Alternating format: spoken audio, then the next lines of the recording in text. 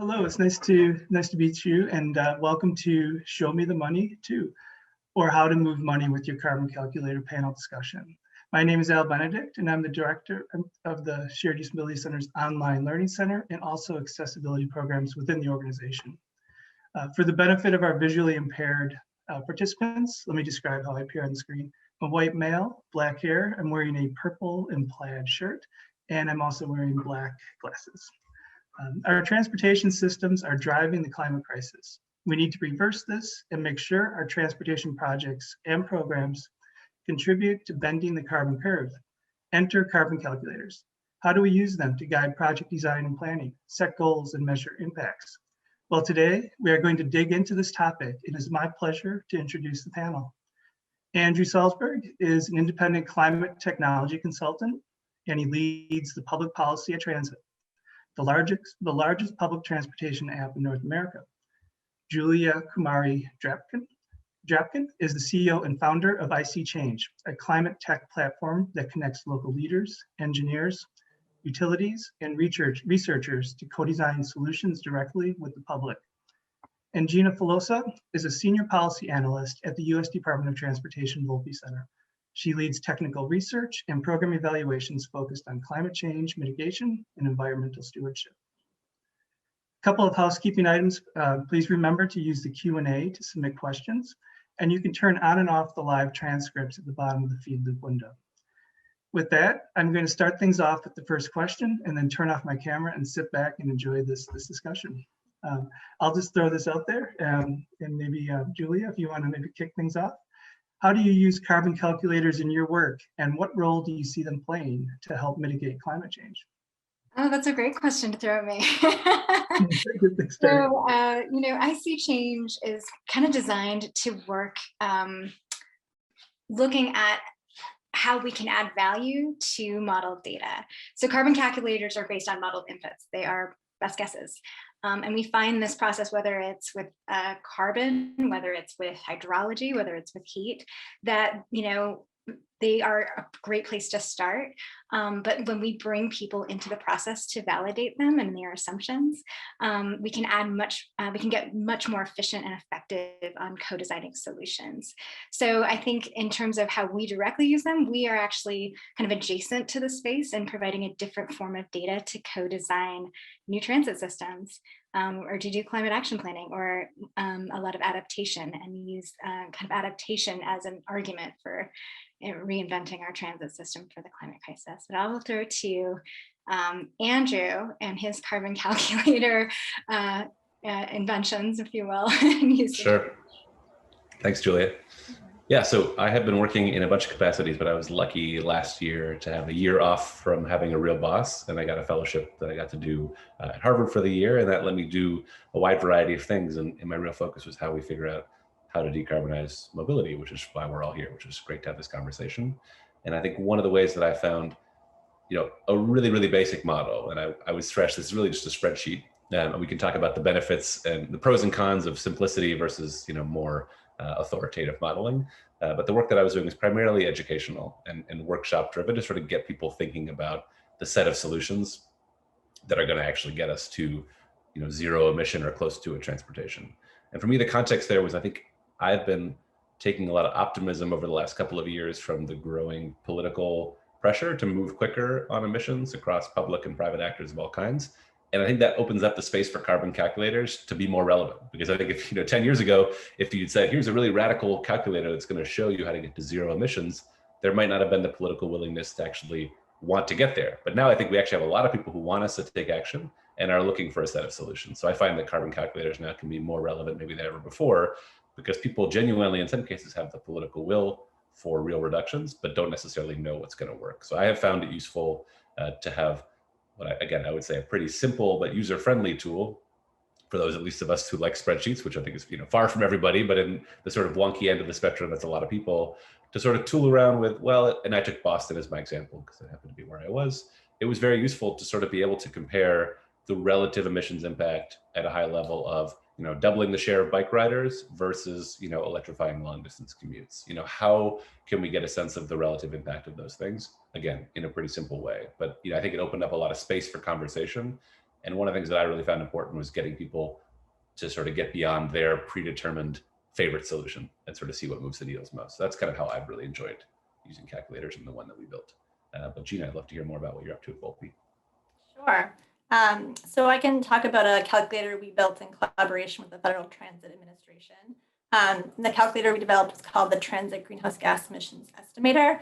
And this calculator was specifically designed to be used in the National Environmental Policy Act analysis. So it had a very kind of narrow focus for its use, but I think it can be used broader than that. So for those who aren't familiar with NEPA, it's for any project that receives federal funding or needs a federal approval or permit. You're required to evaluate and disclose the project's environmental impacts, including the impact on climate change.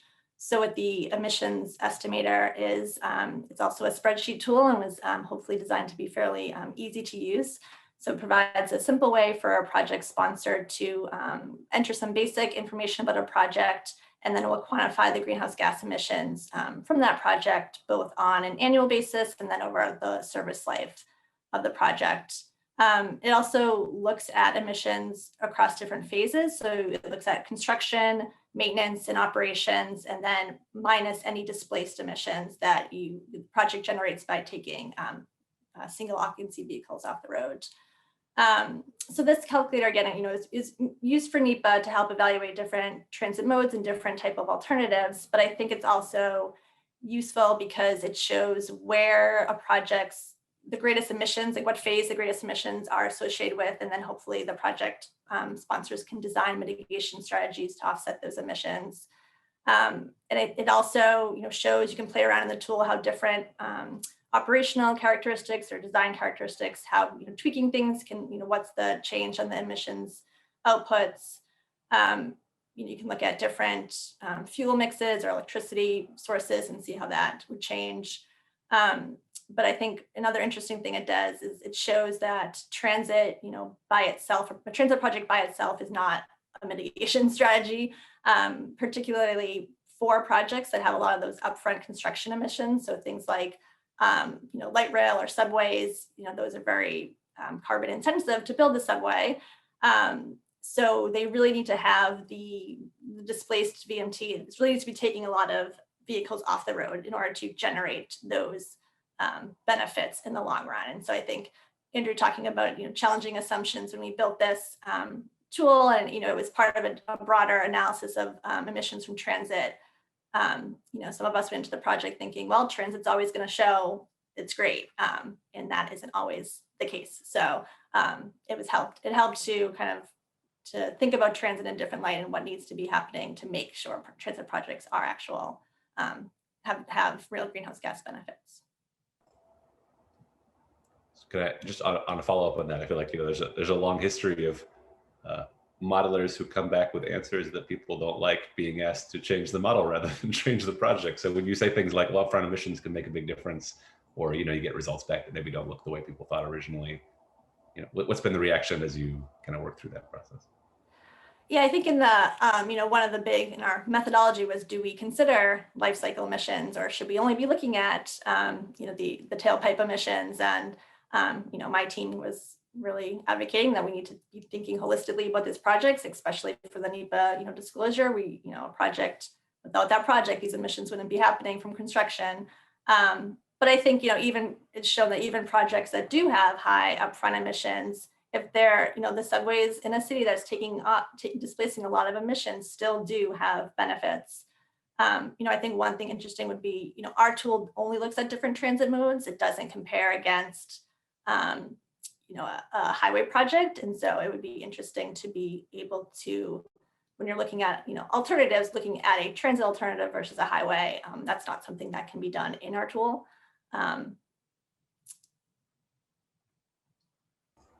What data gaps do you have in your tools? Again, when it comes to modelers, every time we interview modelers, we look under the hood and there are data gaps, and there are, this is not the only, data input into a climate decision. So I guess my two questions for both of you are, one, what are your data gaps in the modeling? And I'm sure I could throw down answers to that, but I would love to hear your versions of it. And two, have you followed through a decision using a calculator? Like, have you seen people actually follow through on a decision using a calculator alone? So I can take a stab at that first.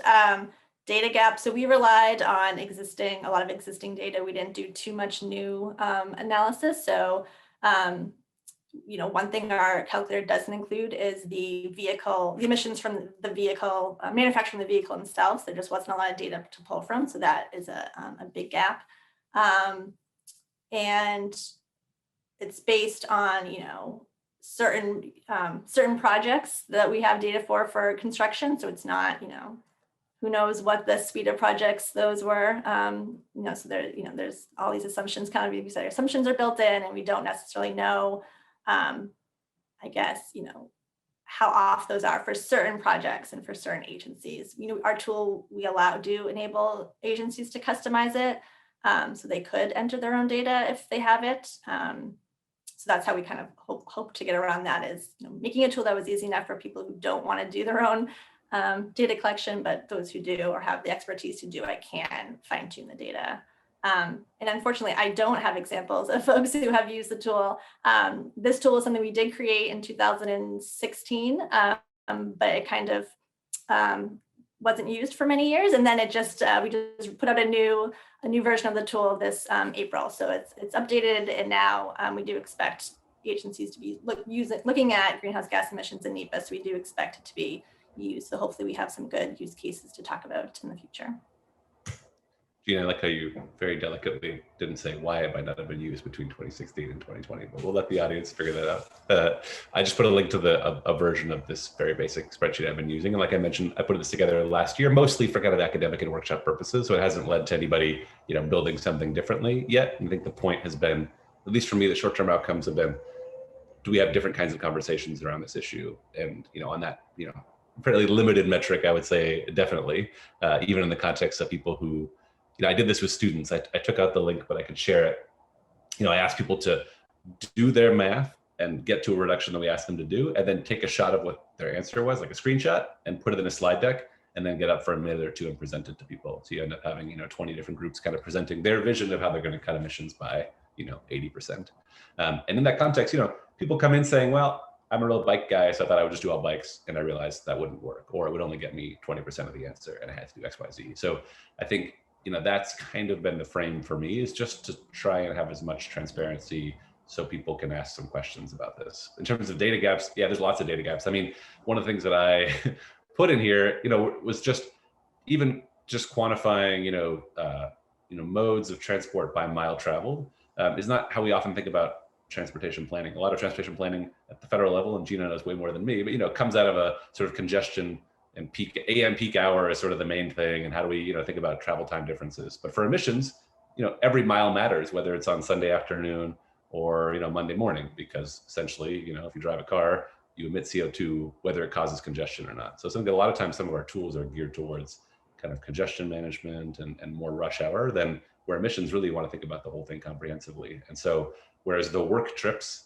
are really important in a lot of traditional modeling, they're not the whole game by any measure in overall transport sort of emissions reductions. And so, that I think just as a philosophically perspective, but also in terms of data, that's a big one. And then trying to quantify objectively, how much does a certain mile of passenger travel on a given mode emit, and how do you get credible estimates for those things that are really transferable across modes? There's a lot of heroic assumptions that are being made, and you're kind of relying on the honesty and transparency of the modeler behind the wheel. And I think that we live in a world where, even in the sustainable mobility world, I feel like a lot of people are willing to sort of, to Gina's point, omit life cycle emissions, or cut the data differently. I see this a lot in sort of EV versus gasoline car math, where people are sort of including or excluding things depending what they want to prove. So some parts there's good faith data missing, and sometimes there's people selectively leaving out data to make XYZ mode look better for a lot of different reasons. And that is a very hard problem to wrestle with. Which actually, Julia, brings me to my question for you, which is, you're working to try and get more people who are not spreadsheet lovers to think about models and their outputs, right? So how do you actually do that and get people to, think quantitatively or engage with the kind of models we're talking about? Yeah, well, I think ISeeChange by its design is a code switcher. You know, I mean, most people, and if you, I mean, like, just to think about it, you know, we have landed in the climate crisis, not because we had a data problem, but because we have a people problem. You know, I mean, it's not like we've missed the data to get to this point. Data is a really good guide, but when you sit down with someone and actually watch how decisions get made, whether it's in a planning process or at a city council meeting, it is rarely just the data alone that moves the needle. It is, you know, understanding yourself in the problem. And transit is one of those amazingly powerful, you know, sectors, because it intersects, just like climate change in itself, so many aspects of our daily lives. And so to understand behavior and, you know, the reasons why we're not, you know, opting in for specific transit options is really critical in addition to the data. So what we do is we have people tell us, you know, about their experiences, what their ideas are around those particular climate actions or impacts or climate risks. And a lot of our work has historically been around adaptation and seeing opportunities in terms of emergency preparedness and climate risk mitigation in transit and in transit planning. And so you're bringing more reasons to the table than carbon. So when we started ISeeChange, we had our first contract with NASA, working with OCO2, which is the Urban Carbon Observatory. And we used to sync people's stories alongside weather data and photos to a ppm measurement. And for the longest time, people were just like, our feedback on that was, well, what is ppms? This is an invisible thing. You know, really, we understand that the climate crisis is real, but carbon emissions are still an abstract concept. But if you can drill down into people's daily lives about how, you know, they're saving time on getting to work, or they're avoiding, you know, extreme heat exposure, bad air, or, you know, their transit times are cut down, and you pair that experiential data to a lot of quantitative data, then you have a very powerful reason for people to buy in to these top-down decisions. And for, you know, then, you know, leaders and planners have really good arguments to like make those capital investments. So it's really, I don't know, kind of a bottom up meeting a top down. And carbon calculators were invented, I mean, no offense, but from computers in Excel spreadsheets in towns that have nothing to do with the towns where the solutions live. The Sunbelt does not operate the way Northeastern Corridor or Canadian urban metros do. And when you look at some of the solutions suggested, there's such a mismatch in terms of how you envision your life in those solutions. And a tool like ours is designed to bring people into those top-down processes so we can all land on a solution that can be more efficient and effective.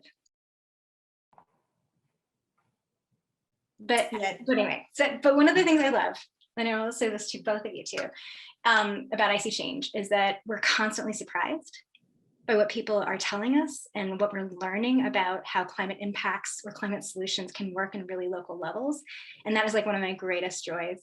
But I'm sure like all good modelers, you find surprises in your data as well. So would either of you want to share like a cool surprise that the carbon calculators produced? I got one, but Gina, do you want to go first, or should I go?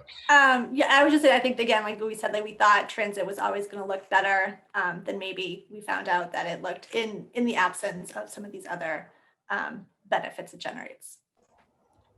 One surprise that probably shouldn't have been surprising, but is kind of stupid, is, you know, I think so much of the conversation around public or on urban transportation in general, not just public transit, but the whole game, is a focus on mode split. You know, the term mode split really means, by the denominator is all the trips in the metro area, you know, what portion are taken on transit or walking, et cetera. That lumps together trips that might be, you know, 600 feet and 50 miles.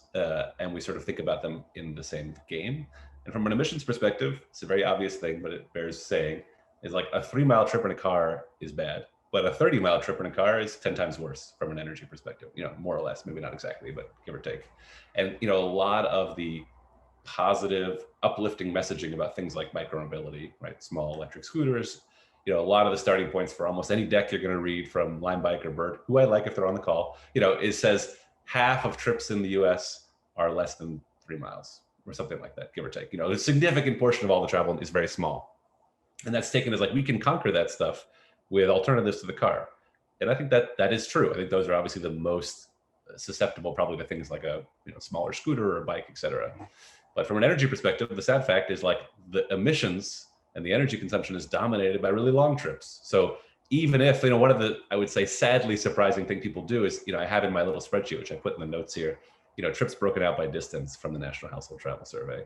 And if you take all the trips that are less than 3 miles and you make them on sustainable modes, the impact on emissions is like, I don't know, less than 10%. It depends where you are, but it's small because so many people in US cities in particular drive a lot. They drive like 30 miles one way to work or significant portions, and they drive for leisure purposes and all kinds of other stuff. So I think one of the things that's been surprising for me is that a lot of the focus of the urban conversation is, hey, we have this great opportunity. People shouldn't be driving 2 miles, lots of alternatives, which I very much agree with. But the sort of somewhat sad, sobering reality is those trips aren't necessarily the big chunk of the problem when it comes to emissions. I agree. And I actually think some of the transit solutions may not be related to transit.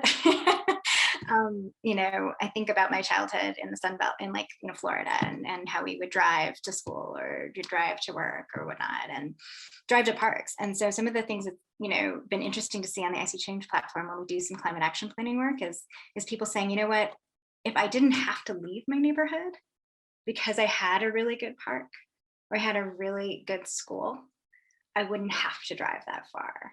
And that is such a, that's where you're like, oh, this is so important for us to have multidisciplinary conversations about fixing transit. The calculators are a good place to have that, start the conversation, but maybe not land on the ultimate solution.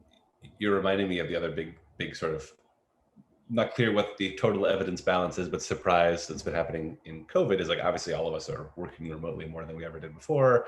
And in a lot of models, including the way I built this little spreadsheet originally, well, remote work is clearly a net positive because you're not traveling, to go to the office.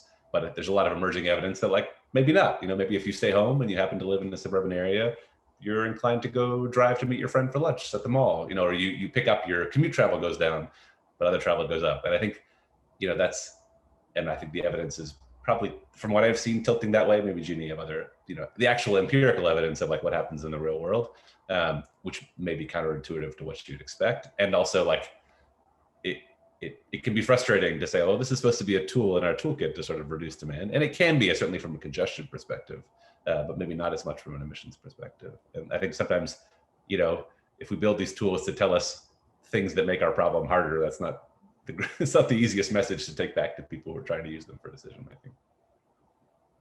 I think this relates to, I think there are tools out there that consider land use impacts as part of the benefits. We did not include that in our tool because from the NEPA perspective, we didn't think it was a good idea. It was also, I think, really hard to come up with real strong assumptions for a tool that's going to be generalized by users. But I think that's, we've heard from some transit stakeholders feedback in our tool that we're missing a big benefit by not including this land use multipliers. And so I just, kind of hearing from you guys, what kind of that balance is, creating a tool that is useful to a broad audience, but having a tool that can really help an individual agency actually make decisions on their projects. What agency kind of do you target for the carbon calculator, specifically?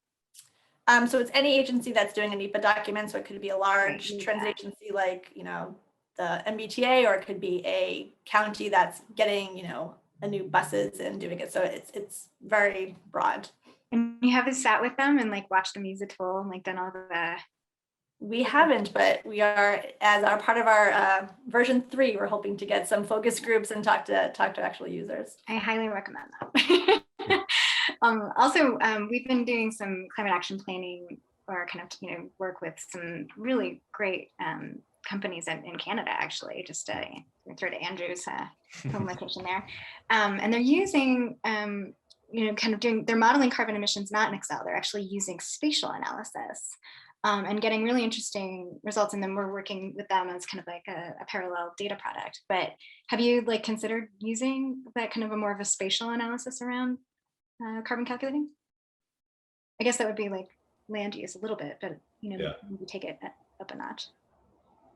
I would love to. I mean, I think it adds a level of complexity that and this goes to another question we could talk about is, where's the trade-off between, how detailed and accurate do you want to get and versus how complicated does the modeling get and how sort of difficult to understand for someone. But I would say, in my small amount of work on this topic, I've gone for the simple, generalizable, relatively easy to use, which means, pretty heroic assumptions there on things like land use. There's some idea of, if we change land use policies in the future, how much might that impact at a very aggregate level the emissions? Interestingly, I think, one of the obstacles to getting the land use benefit is we have regulations in most local governments in the United States that prevent dense development in most places. Places like Minneapolis, for instance, have, taken on single family zoning and, sort of forced that to become more amenable to duplexes and triplexes. And one of the questions I'm really interested in is, what might be the climate impact of something like that? And as far as I know, no one has attempted, at least publicly, maybe someone's doing it and hasn't published it yet, to model the impact of that kind of thing. I think it'd be great. And I would love even that reminds me too. Yeah, like not to, again, people are complicated. Our systems are complicated. So, embrace complexity. But one thing that's really critical for us on ISeeChange is equity. And we prioritize using the tool in communities that are least likely to show up to a planning meeting or a workshop. And immigrant communities are really restricted in terms of their access to transit. And, we talk to people who are like on the peripheries and trying to manage commutes, at 2 a.m. for 2 hours, things like that kind of context. And you still go to Houston and see like nobody in the HIV lane, but single occupants in the drive, like all that, how do you manage for equity in some of this calculating world? That's our approach to it, but I'm curious how you all have thought through it. I can try first. I think one of the interesting questions is like, what does equity mean in this carbon calculator world? One thing that I've been thinking about a little bit is, we're basically talking about mitigation in this conversation, right? What are the emissions reductions potential of XYZ? But obviously the flip side of that is, how are we adapting to the changes we've already baked in and that are coming? And obviously we're seeing pretty forcefully over the last few weeks across the US. And one thing that strikes me, and this is true not just within the US, but even globally, that the people who are, most marginalized or impacted by the last 100 years of transportation policy really are the ones who are dealing with the adaptation more than others. We're all going to deal with it to some extent, but places that are more prone to flooding, et cetera, tend to be those that are lower income communities. So in some ways, like equity, to some extent, the mitigation conversation, the people who are emitting the most are not, even at the urban scale, not the ones who are maybe most at risk from some of the consequences. So sometimes I wonder, yes, if we're not getting people from marginalized communities to participate in a spreadsheet exercise about mitigation, well, maybe they have more urgent problems, that have more to do with adaptation. So maybe we're posing the wrong question, and the carbon calculator, the whole framework there is like, yes, I think we should be using that to convince the state DOT to, incorporate carbon into their long-range transportation plan. Maybe it's less relevant for people who are kind of feeling the impacts today to think about mitigation when they're dealing with the other side of the problem. So, I often have been thinking about myself, in my work, how do we make sure we're including a diverse range of voices who may not participate in the kinds of things we're talking about. But in doing that, I'm wondering, well, maybe the kinds of questions that I've been working on are the wrong kind of questions in some cases to engage that population. So I think it could provide like a deeper rethink, a little bit of what exactly we're calculating and for whom when we start to go down that path. Yeah, and I would say specifically for the tool we created, it's interesting to think that, we're giving benefits to projects that are displacing VMT, but a transit line that is serving folks who wouldn't be driving anyway, that benefit isn't captured in the calculator, but that's a very important benefit. So again, in the context of NEPA, like emissions are one aspect of the project you're looking at. You're looking at the social implications and the equity implications. So hopefully people are using the tools as one input into a larger decision-making process about the benefits of different projects. But that is, that's not something that I think is very explicit in any tool. So that's a good reminder of when you're talking about how to use a tool, you remind people it is but one data point in the larger. I wish we had warning labels on all tools. It's like, use this for really good reasons, but don't forget about these other considerations, because transit infrastructure is like that sharp edge where you can do so much good, but you can do so much harm. Mm-hmm. And so many of our communities are in red line communities where you have like the interstates like just completely wiping out their intergenerational wealth, and therefore we have like this pylon of lack of investment in those areas around trees or flood infrastructure, and they're dealing with all the air quality, right? So there's an opportunity to maybe decrease that congestion and all those stresses, but then what are the things we haven't thought about as we kind of move access to transit it's only they, I feel like, can answer those questions, and somehow finding a way for them to coexist in the calculator tool world as their own tool is what our vision is. But I would love to make sure that we are always pointing to the quantitative tools as well. Like it should go both ways.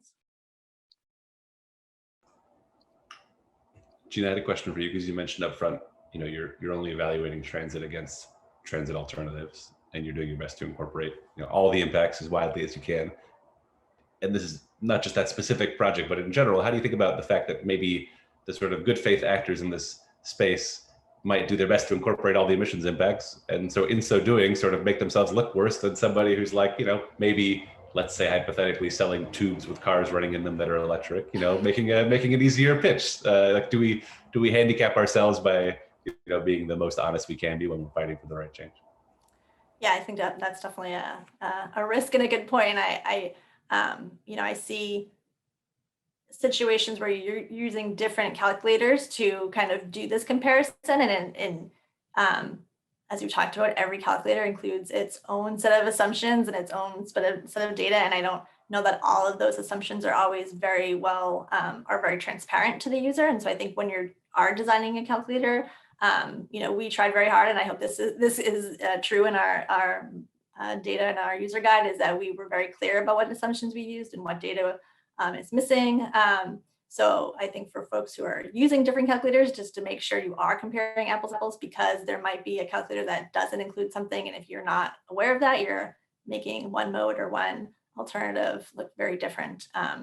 So yeah, it would be great if we could design one comprehensive calculator, but yeah. I think a lot of these things are funded by different folks who have a use case, so it's coming up with that, who's funding. As long as you're honest about it, I think, that's the whole thing about transparency on this space, because there's something about quantitative data when cities get it in their hands, they're like, well, this is what it says. Like, this is our truth.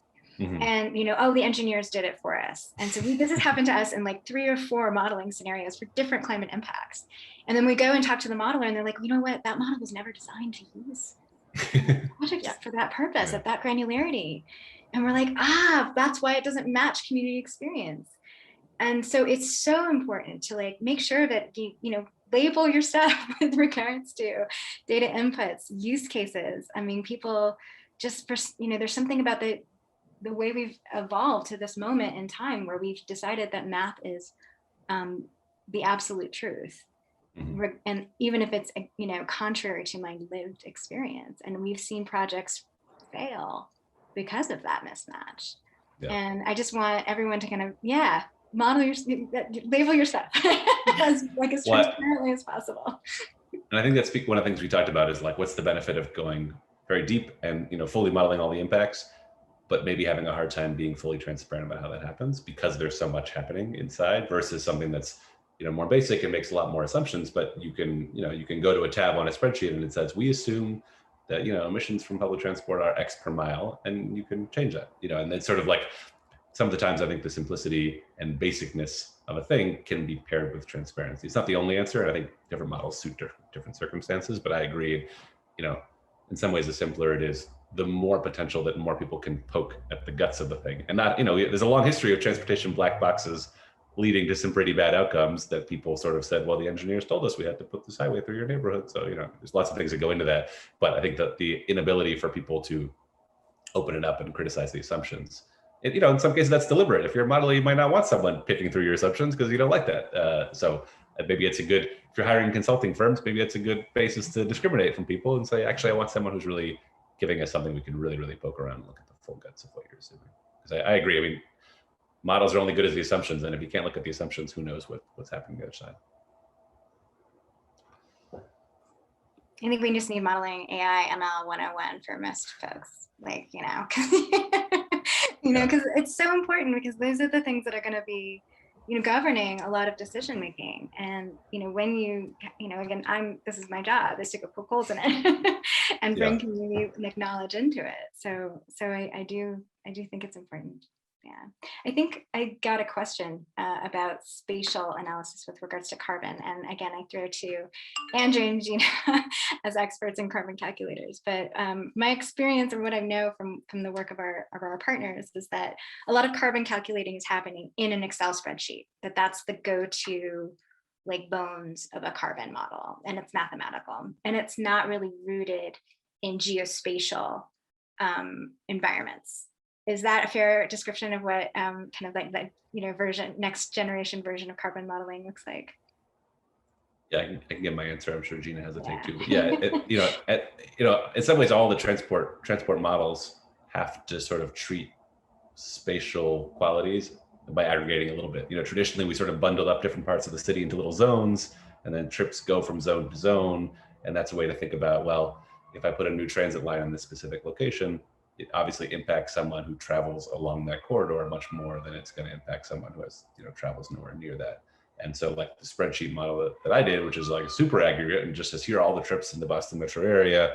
Generally speaking, if we increase transit or increase EV adoption, what's the impact? It kind of flattens space into a point, which is obviously very crude, and you want more than that. But the more detailed you want to get, the more data you want to have, and obviously the more computationally intensive it is to do that kind of work. Yeah. And exactly. so I think I would love, to have, more spatial detail in the very simple approach that we've got. But again, it obviously gets more complicated and takes more data inputs, but also more sophistication in how you compute it. And I think seeing, even just visually understanding, like, well, where are the long trips that I mentioned, for instance, well, where do those long trips originate and where do they end? And sort of having a sense of even just interpreting the data through a spatial lens can be something that's really important. So I think that's what you were talking about. That's right. Yeah. And it just to kind of paraphrase too, like that spatial analysis brings in a level of intensity or carbon intensity to the modeling over time, right? Gina, did you have anything to add? Yeah, no, I think that is one area in our tool, the inputs to come up with your anticipated VMT displacement. That is something that you would do outside the tool in a transportation model that is spatially using spatial analysis. So that is an expectation we have of people that are doing that work and you're using it as an input. But I don't know that we would. I feel like it would be hard to do that all in one tool. Again, the difference between easy to use tool versus these comprehensive can do everything tools, it just takes a lot more. And then is it something that anyone can use, or do you have to be now a transportation modeler to effectively use the tool the right way? So just thinking through who do you want to be using your tool, and what is the question they're answering, and does it need that level of detail? I think that marrying into the question you're answering is like a really critical place to start. Would you say that, what is the most common question that people are trying to answer when using your tool? So for us, hopefully the question they're answering is, if we build this project, what's the impact on climate change from a greenhouse gas emissions perspective? So I think that is fundamentally the question, but then I hope that they can then use that analysis to go a step further, like I said, and think about, okay, well, this is what we're going to produce if we just built it as is. Here's what we could do to mitigate some of those. There's different construction techniques we can think about. Here's maybe we choose a different fuel source. Here's what all the policy decisions that need to go into making sure we really are having a large user base for this new project.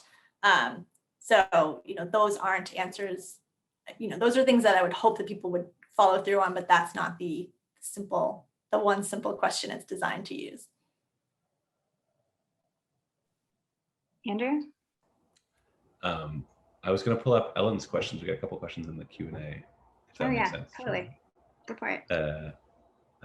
So I think two questions, so we can bundle them up. But one of them, I think, comes back to our conversation earlier about land use, and Ellen just saying that it seems like the project impact on land use, I think this goes to your point, Gina, would be an important indicator of GHG. So I guess the question is that the case? And I think our feeling is yes, or my feeling would be yes, it could be an important part of the ultimate impact, but also it's very hard to model objectively, and a lot of times we kind of leave that impact out. And when models have things that start to feed back on themselves, it starts to get increasingly complicated. So I think it's a huge potential benefit, but also just really hard to capture in objective way that people would find? We could do it if you framed it properly. Nice. We've used ISeeChange for monitoring and evaluation. Actually, we'd be able to capture baselines before an infrastructure project goes in, and then kind of use the tool for co-design with communities, and then ultimately for monitoring and evaluation is a really powerful thing to do and important, because when it comes to climate change, we don't have answers. I mean, let's be honest. We're throwing spaghetti at the walls and seeing what sticks. And it's really critical to assess the investments that we make to make sure that they're having the impact that they're intended to have on the people that they're intending to serve. So if anyone wants to follow up with me, Julia at ISeeChange.org. Since you brought it up, Julia, any good grad student wants to plug their thesis from long ago and far away. And what my thesis was as a planning student was looking at, in Boston, so Gina's familiar, the red line was extended to Alewife in the 80s. And earlier, a little bit earlier, the orange line was, relocated into a different corridor. And, it's interesting to follow the land use impacts of those changes, because there was a lot of development demand in Cambridge.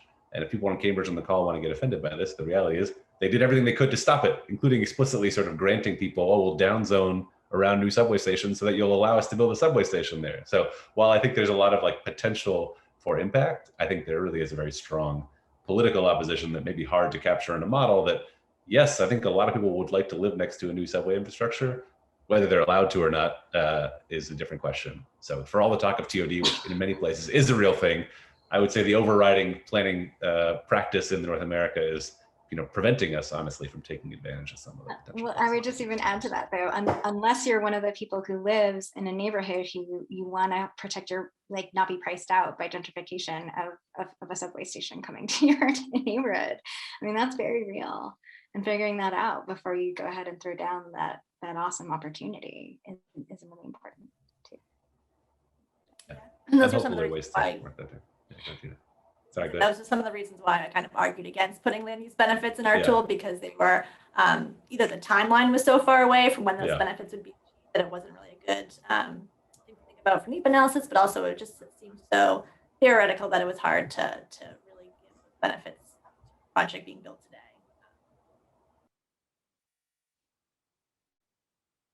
And our baselines of experience are changing so quickly alongside all of this. So have you guys, again, we were just talking about our work habits changing, right? Are there, I don't know if we have any more questions, but I'm curious, how are you gonna model for this, this kind of, these crazy changes?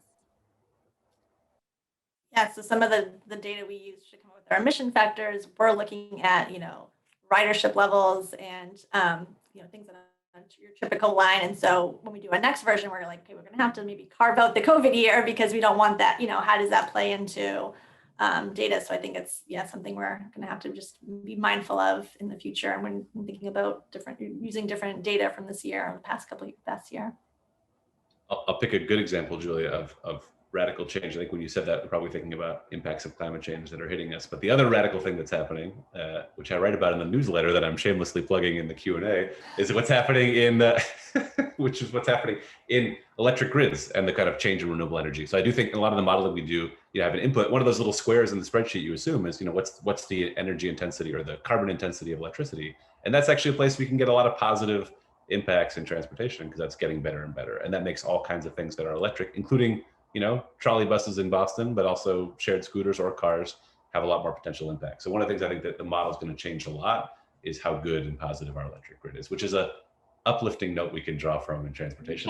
So much although I will say, the environment and the weather impacts our transit so much, and that's changing so rapidly. So, one of the reasons why certain areas of the country have certain kinds of transit has everything to do with that dynamic. So yes, and keep an eye on that stuff because it really matters. It's not safe to drive in certain cities on ISeeChange where people have been documenting flooding at such rapid rates.